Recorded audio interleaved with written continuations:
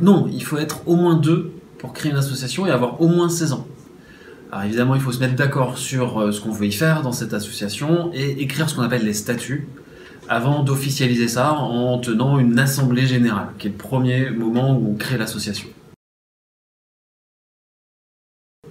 Alors administrativement, à la suite de la première assemblée générale, on va rédiger un procès-verbal, d'accord, un PV d'AG, qu'on va utiliser pour le déposer à la préfecture, en ligne la plupart du temps, et c'est à partir de là qu'on peut commencer à faire vivre l'association.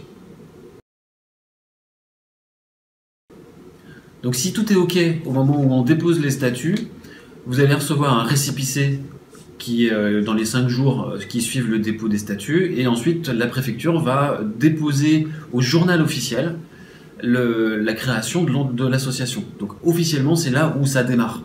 D'accord ?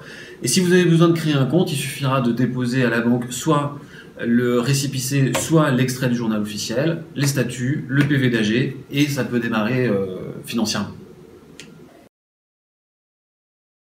Donc la Banque Populaire Grand Ouest apporte plein de solutions, que ce soit pour protéger, pour gérer, pour placer les fonds de l'association ou pour financer évidemment le fonctionnement de l'association. Et vous pouvez découvrir toutes nos solutions, soit en cliquant sur le lien qui est au-dessus ou au-dessous de la vidéo.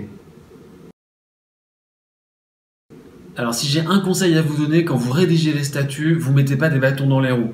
Faites simple, mettez pas trop de dirigeants, mettez pas trop de contraintes pour valider des assemblées générales, parce qu'on définit ce qu'on appelle un quorum, c'est le nombre de voix minimum pour valider une AG.